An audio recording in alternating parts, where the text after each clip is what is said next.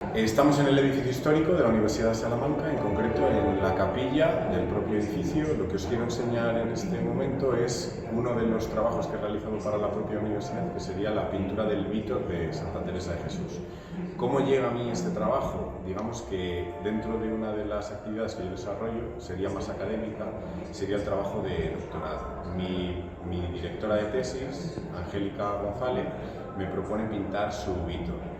Descubro que solo hay una persona que es la que realiza estos trabajos y lo que intento es poder desarrollar ese trabajo. Entonces, hago todas las gestiones pertinentes dentro de la universidad, descubro que ese trabajo se puede hacer por cualquier persona autorizada, en este caso, por mi formación artística, puedo desarrollarlo y entonces lo que hago es proponer este trabajo.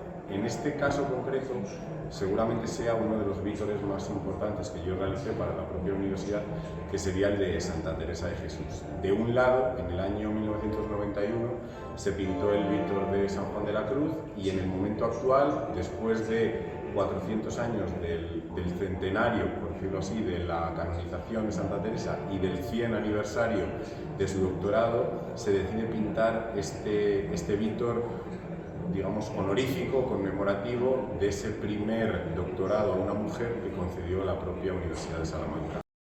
El Vítor es un símbolo, seguramente sea más propio decir que es un anagrama que tiene la palabra Víctor, viene del latín, de la palabra victoria, es decir, los emperadores, aquellos personajes más relevantes de la era, digamos, de la época clásica, utilizaban el grito o la lectura Vítor para engrandecer a este tipo de personajes. En la actualidad, en la Universidad de Salamanca, y seguramente como origen académico, lo que utilizó en el pasado fue este mismo símbolo para vitorear, y valga la redundancia, a aquellos profesores que obtenían la propia cátedra de la Universidad de Salamanca. Por lo tanto, en algunos edificios de la Universidad de Salamanca encontramos Vítor y el nombre al cual van referidos, es decir, es una pintura que no estaba autorizada porque realmente la realizaban los propios colegiales de la Universidad de Salamanca para vitorear a sus referentes, en este caso, que accedían a la cátedra. En la actualidad, los vítores que vemos en los edificios de la universidad son vítores autorizados por la propia institución para aquellas personas que obtienen el doctorado por la Universidad de Salamanca. Fue el rector Tobar el que, después de un tiempo sin pintarse vítores en la universidad, autorizó como novedad o como iniciativa del marketing para poder engrandecer o dar más relevancia a los doctorados de la Universidad de Salamanca, el pintar esos vítores en distintos edificios de la propia universidad. Un Vítor se pinta primero dibujando sobre la piedra arenisca, generalmente arenisca de los edificios de la propia universidad. Por decirlo así, ese dibujo previo después se empieza a pintar, normalmente 2 o 3 capas. Dicen en el pasado que el material que se empleaba era uno de ellos la sangre animal, la sangre de toro. Probablemente sea así por contener óxido de hierro, pero en la actualidad, desde mi punto de vista, lo más correcto es usar un material que ya esté elaborado y que tenga garantizada la máxima cantidad de pigmento. En mi caso, lo que empleo son pinturas acrílicas con el color adecuado para poder pintar el Vítor de la persona que lo ha encargado. Nos encontramos en el edificio San Bartolomé, un edificio de la Universidad de Salamanca, donde actualmente se programan los cursos internacionales de la Universidad de Salamanca, es decir, donde se imparte los cursos de español para extranjeros que vienen a la propia universidad. En estos momentos, me imagino que todas estas aulas están llenas y yo vengo a hablar de la parte que me une con cursos internacionales. Después de la pandemia, todos los guías turísticos o guías culturales del propio centro, es decir, las personas que se encargaban de enseñar en la ciudad de Salamanca y otras ciudades de España, pues se han reciclado o están en otros entornos y ya no hay, por decirlo así, una bolsa de trabajo de estas personas que realizaban esta actividad. Entonces yo encuentro esta noticia o este anuncio y me ofrezco como profe o como guía turístico debido también a mi formación y a mi actividad relacionada con la cultura. Para mí este trabajo realmente ha sido un sueño hecho realidad porque el hecho de haberme reciclado, yo soy ingeniero técnico agrícola, pero realmente mi pasión siempre ha sido el arte y el vivir del arte, ¿no? Entonces, el poder hacer de guía turístico no solo me permitía poderle enseñar la ciudad de Salamanca, monumentos y otras ciudades a gente extranjera, sino que además estaba disfrutando de esa cultura, me permitía visitar museos y viajar siendo contratado. Por lo tanto, creo que fue uno también de esos sueños cumplidos el poder realizar un trabajo que me permitía vivir del arte. Estamos en Alba de Tormes, en concreto en el convento de los Carmelitas Descalzos, el lugar donde murió Santa Teresa de Jesús. Este es el convento de los frailes carmelitas descalzos. ¿Cuál es el vínculo, la relación que yo mantengo con ellos? Ya desde hace, diría, 7, 8 años, uno de los primeros encargos, las primeras restauraciones que hice para la orden, que fue en Salamanca, me permitió no solo establecer un contacto con ellos, sino también formalizar una relación o un vínculo a largo plazo. Yo diría incluso que sería ese equivalente a lo que en el pasado fue el proceso o digamos la relación, el vínculo de mecenazgo que establecían grandes órdenes o incluso las mismas órdenes religiosas con los artistas. En mi caso es un trabajo de restauración, pero en este ejemplo, que sería la exposición Artis Momentum, que estará hasta octubre del presente año, 2023, sería un trabajo muy versátil, es decir, no solo sería el trabajo de restauración, sino también transporte, redacción de catálogo, por ejemplo, el proyecto de conservación, cómo mantener las obras en el mejor estado, incluso una innovación que hemos propuesto para esta exposición, que sería la aplicación de sensores low cost, es decir, de bajo coste, para que aquellas obras de mayor envergadura, que tengan mayor relevancia, tengan un sistema extra de seguridad. Algunas de las cosas que os quiero ir contando sería, por ejemplo,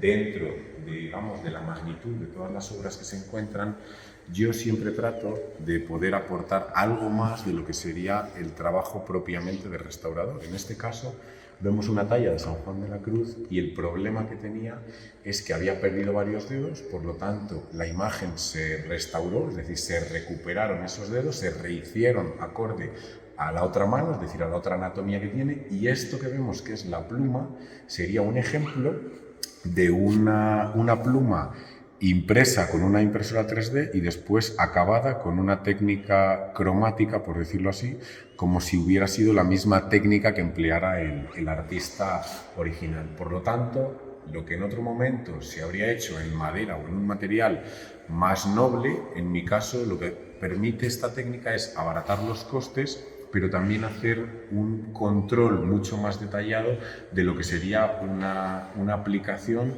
de nueva tecnología, es decir, de tecnología de impresión 3D. ¿Qué os enseño también? En este caso hablamos de alguna, por decirlo así, de alguna característica especial. En esta imagen, que sería una imagen de San Jerónimo Penitente, claro, ¿dónde entra mi papel relevante con la orden? Pues en este caso sería no solo el de aportar la restauración, sino el de poderme acoplar, o por decirlo así, o llegar a empatizar en esos mismos aspectos que la exposición requiera, ¿no? Es decir, no solo sería un trabajo de transporte, un trabajo de diseño de exposición, sino en este caso estamos hablando de una terracota que requiere unas condiciones especiales, no solo para ser transportada, sino también para ser compensada, conservada en la misma exposición.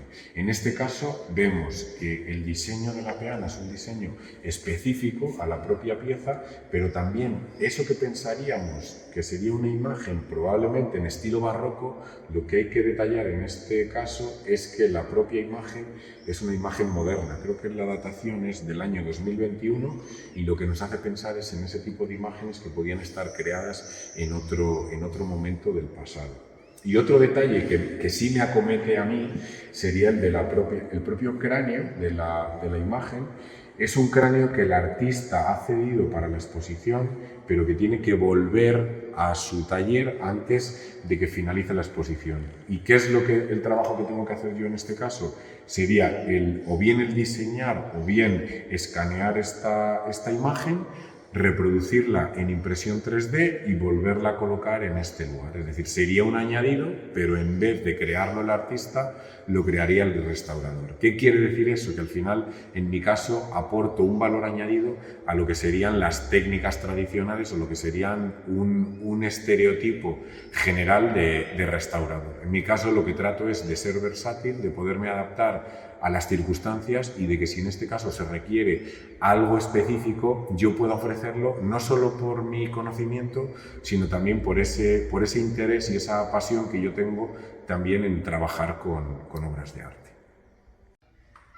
La Orden de Carmelitas Descalzos tienen un especial valor para mí porque desde el primer momento en el que entro en contacto con ellos realizando trabajos de restauración, ellos cuentan conmigo para distintas acciones. En este caso lo que vemos es un ejemplo de lo que fue en su momento la exposición Víctor Teresa, y este sería uno de los, por decirlo así, de los ejemplos o de esas colaboraciones que yo hice con ellos y que además me dieron libertad para ello, para hacer esta vidriera que tiene la curiosidad o la característica de que los vidrios marrones son botellas de cerveza fundidas y los vidrios verdes botellas de vino fundidas. Esto fue gracias a una colaboración que hice con un vidriero de Toro y bueno, pues habla también de esa, digamos, de esa adaptación al medio y de que al final lo asumo como un reto, no como un problema que tengan que buscar otra persona. Creo que al final esa es la combinación que existe, o por decirlo así, la sinergia entre la institución, los Carmelitas Descalzos, y mi empresa, Resnova Soluciones Artísticas,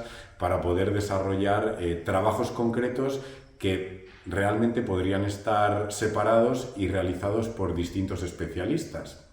Hay otro ejemplo en este mismo espacio, en lo que sería el pasillo que conduce a la sacristía, donde esta imagen de San José con el niño, que realmente es una imagen con una historia, obviamente con una devoción también, porque probablemente sea una imagen de los años 30 o 40, ¿no?, del siglo XX, pero que llega a mi taller por haber perdido esta mano.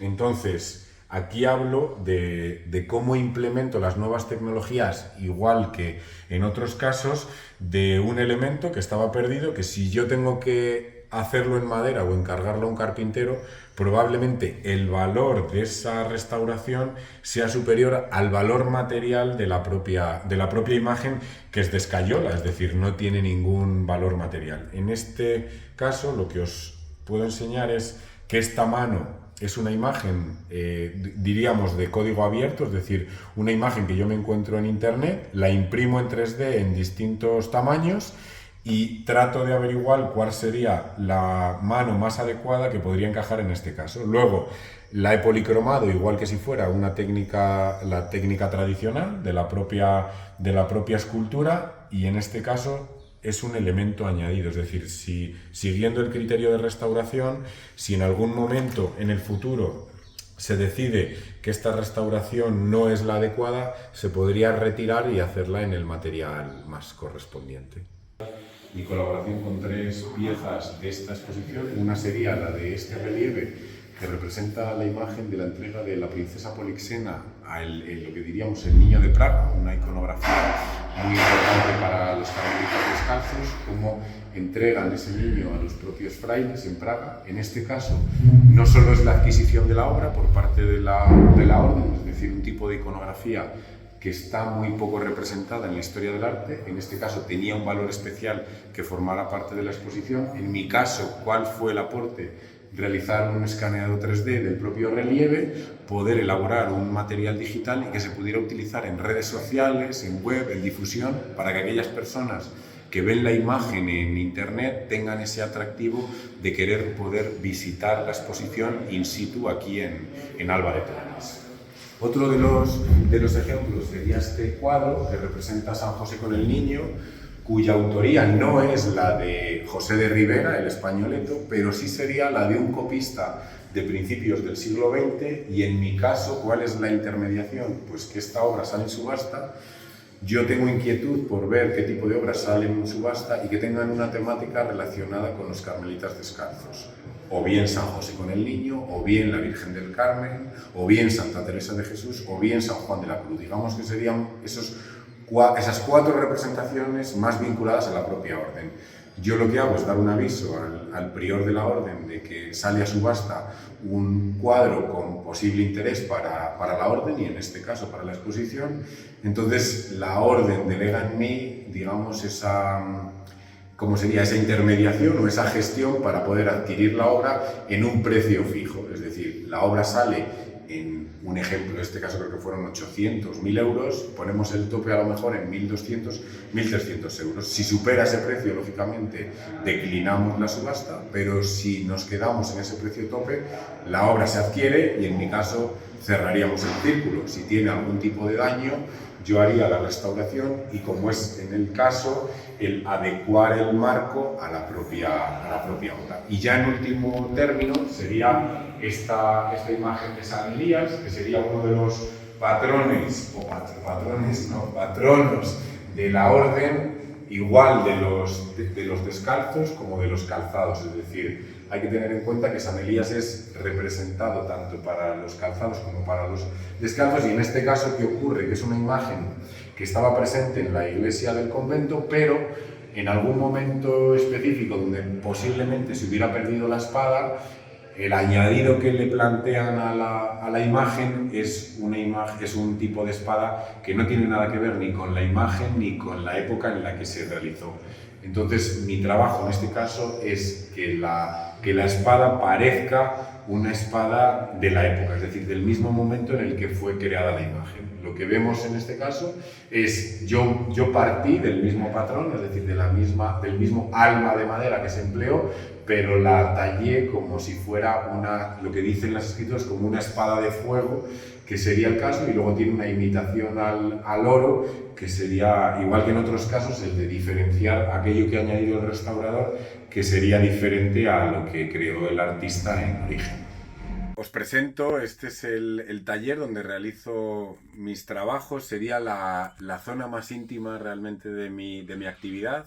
He pasado ya por distintos talleres, comencé por decirlo así, mis prácticas después de haber estudiado restauración en el Museo Diocesano de Zamora. Después siempre he trabajado, por decirlo así, a domicilio en el lugar donde estaban las obras que lo requerían, o en casa cuando se podía, hasta que tuve mi primer taller, que fue en el Parque Científico de la propia universidad, y desde allí pasé a este taller que está en el Convento de los Carmelitas Descalzos de Salamanca. Aquí es donde realmente soy feliz, este es el lugar donde me siento realmente como si fuera un fraile. Llevo casi vida de fraile, pero sin ser fraile. Es decir, es ese sitio donde vivo realmente lo que me apasiona, que son las obras de arte, su conservación, donde incluso desarrollo esa parte más creativa que sería la parte del cuaderno de artista. Es decir, doy pie a todas esas ideas que pasan por mi cabeza, y algunas de las cosas que os puedo enseñar, pues digamos que lo tengo distribuido de una manera en la que sea accesible, es decir, una zona de trabajo que sería la mesa central, donde estarían esas obras en las que estoy trabajando en este momento. Normalmente si trabajo en varias obras a la vez, es decir, depende del proceso en el que se encuentren, puedo estar o bien consolidando, es decir, un momento en el que están más delicadas las obras de arte, por eso necesitan una consolidación para poder ser tratadas posteriormente. Después sería la reintegración, es decir, esas zonas donde faltarían piezas o partes de la decoración de esas obras de arte, y luego sería la reintegración cromática final y la protección. Es decir, digamos que esa sería como la forma más sencilla o más simple de definir el estado de intervención de una obra de arte. Y algunas de las cosas que sí me gustaría enseñaros, pues sería, depende del nivel de dificultad, estaríamos hablando de distintas tipologías. Esta en la que nos encontramos en este momento sería una imagen de escayola, es decir, no tiene mucha relevancia material, pero yo siempre digo que, hablando de imágenes religiosas, tenemos que pensar o hacer una pequeña reflexión entre las cantidades de personas que han rezado esta imagen. No por ello quiere decir que tenga menos importancia. Es decir, muchas personas han rezado a esta imagen en un lugar, en este caso de Salamanca, en un pueblo de Salamanca, es la imagen de Santa María Magdalena, y por ello quiere decir que su valor material no es tanto, pero sí su valor espiritual o religioso en este caso. Entonces, ahí es donde el cliente, y en este caso mi actividad o mi deber es hacer ver al cliente esa relevancia que tiene para la población. Probablemente tenga una antigüedad de 70 u 80 años. Una persona que no entienda sobre arte diría, realmente no tiene ninguna relevancia, deshagámonos de la imagen y compremos una nueva. Para mí tiene un valor especial, que es el que intento transmitir a los clientes, en este caso al sacerdote que ha decidido restaurar la imagen, que es la imagen a la cual han rezado esas personas que viven en el pueblo actualmente, pero también probablemente sus padres. Entonces, aunque tengan que hacer un esfuerzo un poquito más especial para poderla restaurar, yo sí les animo a que, siempre y cuando no esté destrozada la imagen, pues hacer ese esfuerzo para poderlo recuperar. Otro tipo de imágenes que sí me gustaría enseñaros, pues aquí es donde está el, ¿cómo diríamos? El Santa Santorum, esa amiga que es la que dice todo lo que yo hago en el taller. Os enseño, por ejemplo, esto sería un molde que hablaría de eso que yo hago aparte de la restauración. Esto lo que es un molde que podría hacer una persona que ha trabajado o que ha estudiado bellas artes, volumen, escultura. Yo hice por decirlo así, este molde, este negativo de un angelito que estaba en una peana de una imagen del siglo XV, es decir, una imagen renacentista, y lo que hago con este angelito es hacer copias de distintos colores o con distintos tipos de escayola, y se los regalo a clientes o incluso hago algún tipo de decoración en algunos momentos más especiales. Es decir, le doy una vuelta a lo que sería el trabajo de restaurador tradicional, y como en otros ejemplos que habéis visto, trato de darle un valor añadido, es decir, un extra a eso que harían otros restauradores y que yo puedo hacer como algo especial que no haría un restaurador.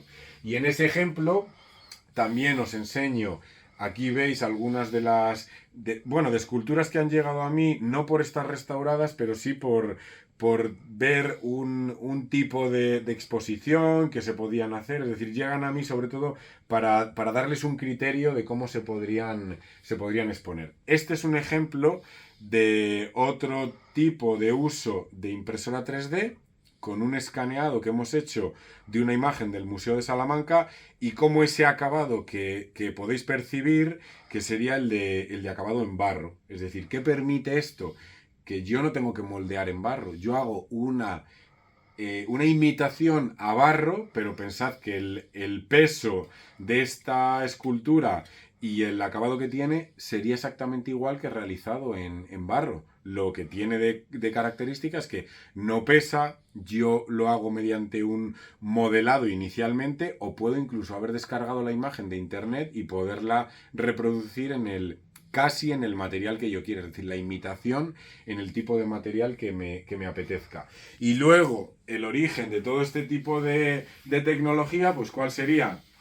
Esta impresora 3D, que como veis la tengo aparcada en este momento, la tengo con otros elementos. En este momento sí sería la impresora con la que yo hago las copias, las reproducciones, es decir, ese tipo de elementos que yo añado. Aquí estáis viendo un filamento rosa, pero bueno, tengo filamentos de distintos colores y realmente no importa tanto, porque al final yo le doy el acabado que quiero. Hay un elemento aquí que podemos ver en comparación con la escultura, con la impresión 3D, que sería yo lo considero un busto, porque realmente fue un Cristo yacente que yo restauré. Yo quise hacerle un regalo al sacerdote que me encargó el trabajo, y lo que hice fue hacer ese escaneado 3D de la imagen y reproducirlo en la propia impresora. Es decir, esto saldría de la impresora en esta, por decirlo así, en esta posición, es decir, entra perfectamente en la base, se reproduce en este material, y a mí ¿qué me permite? ¿Qué me ha hecho pensar en qué usos me puede dar la impresora 3D? yo veo que esto lo puedo utilizar como regalo, pero también lo puedo emplear como material para mejorar o para darle un valor a las restauraciones que yo hago o que voy a presentar en un pueblo. Imaginaros que me encargan por ejemplo, no la restauración, sino la parte previa. Me piden presupuesto para restaurar una imagen que podría ser este Sagrado Corazón que estamos viendo aquí. Yo les doy un presupuesto y entonces la gente del pueblo, que además hoy en día sabemos que hay grandes poblaciones en los entornos rurales, no tienen dinero para restaurarlo. ¿Yo qué ofrezco? Os he contado algunos ejemplos. En este caso, yo lo que haría sería un escaneado 3D de la imagen. Si yo escaneo el Sagrado Corazón de Jesús, la reproduciría a escala, es decir, pues imaginaros en 15 o 20 centímetros, y le ofrecería en este caso, a los feligreses o a las personas interesadas en la restauración, una pequeña, por decirlo así, un presente, que sería el de si donas más de 150 euros, además de tener una exención fiscal por haber hecho la donación a la iglesia, te regalo una reproducción de la imagen que vamos a restaurar. Es decir, obviamente eso corre por mi cuenta, pero sé que es un valor añadido, de nuevo, para que las personas se animen a restaurar la imagen y suponga un aliciente para aquellas personas que han hecho un mayor esfuerzo en los donativos que puedan tener para restaurar la imagen. Bueno, otro ejemplo, en este caso os hablaría, esta sería la patrona de los carmelitas descalzos, por decirlo así, la Virgen del Carmen. Está lista para entrar en quirófano, por decirlo así, para ser restaurada, pero primero tengo que despejar todo esto que tengo en la mesa. Y luego, si os hablaría de otro modelo de, digamos, de emprendimiento o de derivación dentro de mi empresa, que sería la de esta Virgen que estáis viendo, yo la he adquirido en subasta, es decir, en mercado del arte. ¿Cómo he identificado un nicho, por decirlo así, de mercado? Yo veo que tengo clientes que me solicitan piezas específicas. Oye, Miguel, ¿no tendrás o sabrás de alguien que venda una virgen, que venda un Cristo de plata, de bronce o incluso de marfil, que se me ha dado el caso? Entonces, digamos, yo auno esas dos partes de intermediar en una subasta, en un caso para clientes que me solicitan que existe una pieza en el mercado que están buscando y yo hago esa intermediación, o en este caso que sería la de yo mismo adquiero la pieza porque está en un, por decirlo así, en este caso, en un mal estado de conservación, un pésimo estado, bueno, pésimo tampoco sería el caso, sería el de necesita restauración, entonces pasa por el taller, yo la restauro y posteriormente la puedo vender a una persona que está interesada en su adquisición. ¿Qué más cosas os puedo enseñar? Bueno, pues otro tipo de intervenciones que yo realizo con talleres y familias. En este caso estáis viendo un ejemplo que sería, bueno, sería más bien, este sería un ejemplo burdo de qué hago yo con el alginato. El alginato es un material que utilizan los dentistas sobre todo para hacer moldes de la dentadura en su consulta, ¿no? Mira, aquí sí os puedo enseñar, que lo tengo aquí escondido, el de realmente cómo son los talleres. Los talleres que yo hago son talleres en los que reproducimos la mano en escayola. Habréis visto muchos de vosotros en internet cuando el alginato, que es una especie de gelatina, es inocuo para el cuerpo. Entonces, por eso realmente el dentista nos lo coloca en la boca, porque no produce ningún tipo de toxina. Realmente es un alga que se desnaturaliza, es un alga en polvo que al desnaturalizarse solidifica en forma de gel. Entonces, cuando nosotros metemos la mano en esa sustancia líquida, fragua, podemos sacar la mano porque es elástico y luego lo llenamos de escayola.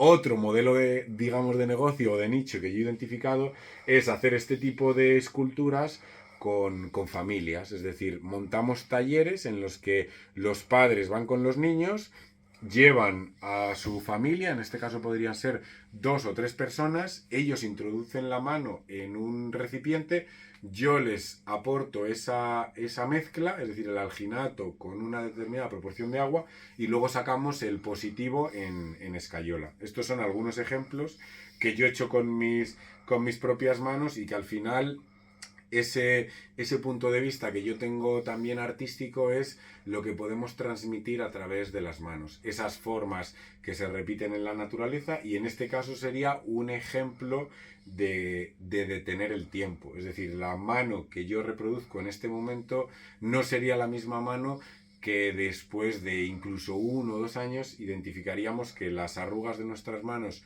son diferentes, y es lo que yo pretendo contar con estas historias o con estas piezas. Es decir, que somos capaces de transmitir emociones a través del arte, pero también a través de piezas de escultura que hemos elaborado nosotros mismos.